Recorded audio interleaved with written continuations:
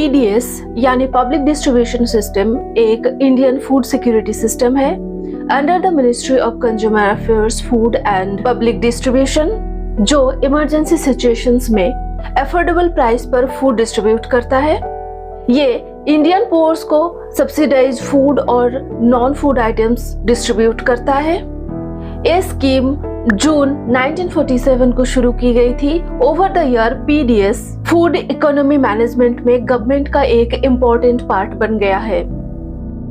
ये system affordable price में food grains available कराने के साथ साथ देश के सरप्लस रीजन से डिफिशिएंट रीजन्स में हंगर और फेमिन से बचने में मदद की है। एक्चुअली इस पर्टिकुलर सिस्टम के माध्यम से इंडियन गवर्नमेंट पॉवर्टी को रिमूव करने की कोशिश में है। पब्लिक डिस्ट्रीब्यूशन सिस्टम ऑपरेट होता है सेंटर एंड स्टेट दोनों की जॉइंट रिस्पॉन्सिबिलिटी में। ये रेसिपिएंट्स को इन्फ्लेशन और प्राइस फ्लक्चुएशन से बचाता है। इंडिया में ये सिस्टम गरीबों के लिए फूड सिक्योरिटी प्रोवाइड करता है और पॉवर्टी लेवल को रिड्यूस करने में योगदान देता है। ये प्रोग्राम फोकस करता है कि कोई भूखा ना मरे और न्यूट्रिशनल सिक्योरिटी को सिक्योर करता है। इसीलिए फूड ग्रेन्स रेसिपिएंट्स को सेल करने से पहले बहुत सारे स्टेट्स फूड ग्रेन्स की कॉस्ट को सब्सिडाइज कर देता है।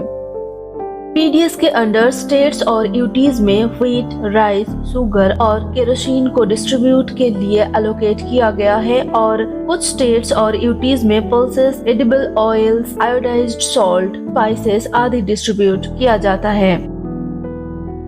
Hey guys, welcome back to my channel. I am Shabnam and you watching जिंदगी विद सैब। आज हम एक बहुत ही कॉमन टॉपिक के ऊपर चर्चा करेंगे।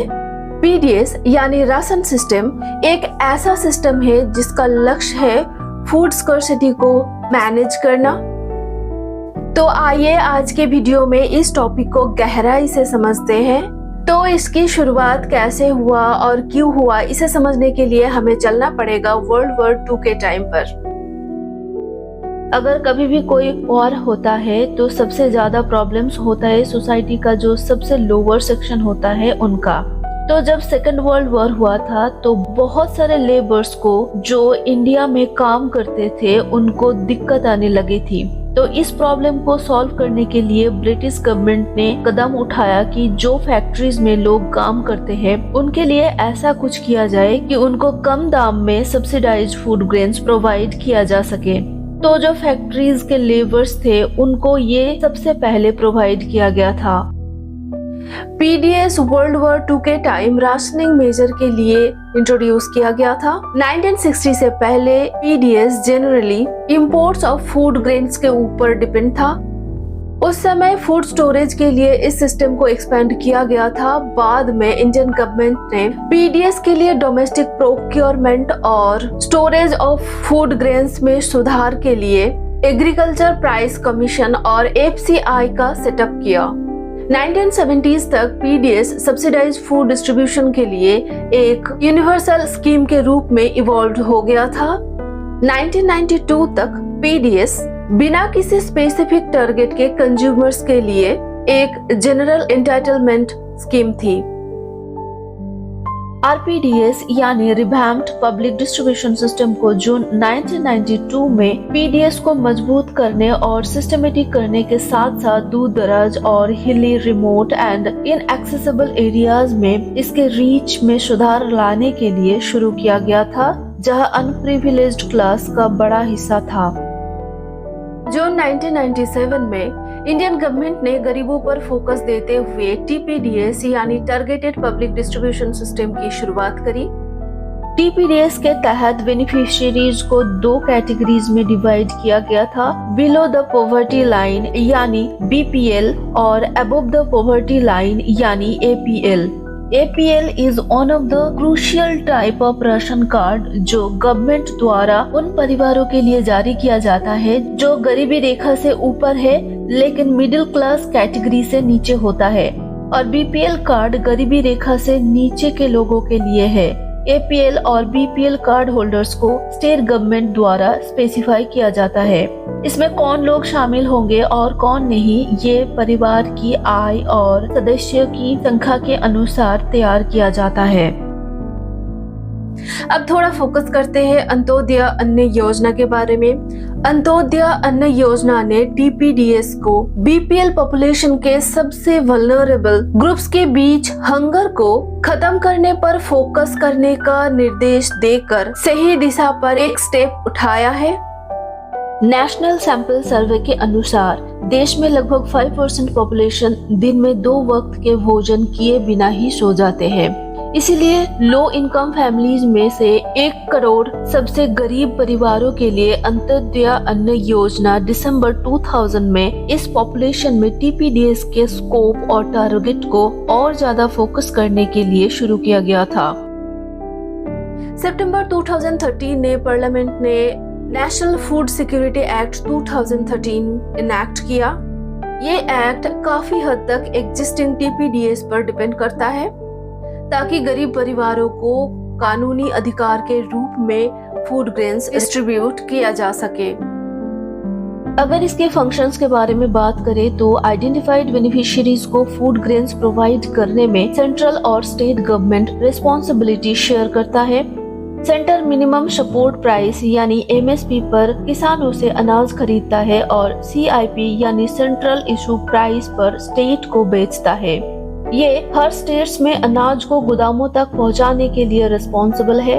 आपको बता दें कि एमएसपी वो होता है जो किसी भी फसल के लिए एक मिनिमम प्राइस गवर्नमेंट किसानों को पे करती है और जो मिनिमम प्राइस होता है इससे कम प्राइस में गवर्नमेंट द्वारा फसल को खरीदा नहीं जा सकता और एक किसानों की प्रोडक्शन टैक्स में कम से कम 1.5 गुना ज्यादा होता है।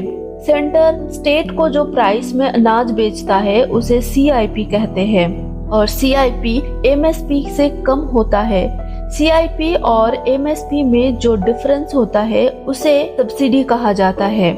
तो स्टेट्स इन गोदामों से फूड ग्रेन्स को फेयर प्राइस शॉप यानी राशन शॉप तक ट्रांसपोर्टिंग की रिस्पॉन्सिबिलिटी बेयर करती है, जहां बेनिफिशियरी फूड ग्रेन्स को लोअर सेंट्रल इशू प्राइस पर खरीदती है। स्टेट्स फूड ग्रेन्स को बेनिफिशियरीज को बेचने से पहले उनके प्राइस में अपने हिसाब से सब्सिडी दे सकती है। अगर हम इस प्रोसेस को इन शॉर्ट बताएं तो पहले फार्मर से सेंटर एमएसपी में फूड ग्रेन्स खरीदता है, उसके बाद state allocated central issue price पर फूड ग्रेन्स खरीदता है, देन स्टेट गवर्नमेंट इसे राशन शॉप तक पहुंचाता है जहां सेंट्रल इशू प्राइस यानी सीआईपी में बेनिफिशियरीज को फूड ग्रेन्स सेल किया जाता है। अगर इसकी इम्पोर्टेंस की बात करें तो ये राष्ट्र की फूड और न्यूट्रिशनल सिक्योरिटी इंश्योर करने में मदद करता है। इसने फूड प्राइस को स्टेबल करने और गरीबों को सस्ती रेट पर भोजन उपलब्ध कराने में मदद की है। ये गोदाम में फूड ग्रेन्स की बफर स्टॉक को मेंटेन रखता है ताकि अगर एग्रीकल्चरल फूड प्रोडक्ट कम हो तो भी फूड ग्रेन्स अवेलेबल रहे। इसने देश की सरप्लस रीजन से डिफिशिएंट रीजन में फूड्स की सप्लाई करके ग्रेन्स की रीडिस्ट्रीब्यूशन में मदद करी है। ये सिस्टम मिनिमम सपोर्ट प्राइस और प्रोक्योरमेंट सिस्टम में फूड ग्रेन प्रोडक्शन बढ़ाने में योगदान दिया है। पर्टिकुलरली इनिशियल ग्रेन रेवोल्यूशन की नींव रखने वाले स्टेट्स पंजाब, हरियाणा और वेस्टर्न यूपी में फार्म बिल्स के खिलाफ डेमोन्स्ट्रेशंस को मुख्य रूप से किसानों के लिए एक समस्या के रूप में माना गया है। जब इंडिया ग्लोबल हंगर इंडेक्स में 121 देशों में से 107 रैंक पर है तो कंसर्न ये है कि ये प्रोक्योरमेंट सिस्टम को इन्फ्लुएंस कर सकता है और पीडीएस में फूड ग्रेन्स के सप्लाई को भी डिस्टर्ब कर सकता है। अगर देखा जाए तो पब्लिक डिस्ट्रीब्यूशन सिस्टम का कुछ डिसएडवांटेजेस भी है, जैसे कि हर परिवार को फूड ग्रेन्स का कम consumption, subsidized food grains highly leak हो रहा है और उसे डाइवर्ट किया जा रहा है। राशन शॉप्स पुअर के फूड के नीड को पूरा करने के लिए इनफ फूड ग्रेन्स सप्लाई नहीं करते हैं। Also there is a lack of quality of food grains. इसकी वजह से पीडीएस सोसाइटी के नीडी पुअर सेक्शंस तक पहुंच नहीं पाते हैं क्योंकि लो इनकम फैमिलीज को आइडेंटिफाई करने में करप्शन शामिल है। राशन शॉप में जितनी फूड ग्रेन्स की सप्लाई पुअर के लिए की जाती है उसे कई ज्यादा प्राइस पर ब्लैक मार्केट में फूड ग्रेन्स बेचा जाता है। इस सिस्टम को इम्प्रूव करने के लिए गवर्नमेंट ने कुछ इनिशिएटिव ली है, जैसे कि one nation one ration card जारी की गई है, क्योंकि पहले एक स्टेट से दूसरे स्टेट्स में सब्सिडाइज फूड ग्रेन्स नहीं मिलती थी। इसीलिए इस प्रॉब्लम को ओवरकम करने के लिए गवर्नमेंट ने पूरे देश में एक ही राशन कार्ड लॉन्च किया। इससे आप कहीं भी जाओ देश में एक ही कार्ड इशू होगा और उस कार्ड की मदद से आप फेयर प्राइस शॉप में जाकर सब्सिडाइज फूड ग्रेन्स को ले सकते हो। TPDS के साथ आधार कार्ड लिंक करने से बेनिफिशियरीज को आइडेंटिफाई करने में मदद मिली है और इंक्लूजन और एक्सक्लूजन मिस्टेक्स का जो इशू है उसे टैकल किया जा रहा है। ट्रक्स में GPS का यूज किया जा रहा है ताकि ट्रक्स की मूवमेंट्स को ट्रैक किया जा सके और चोरी ना हो।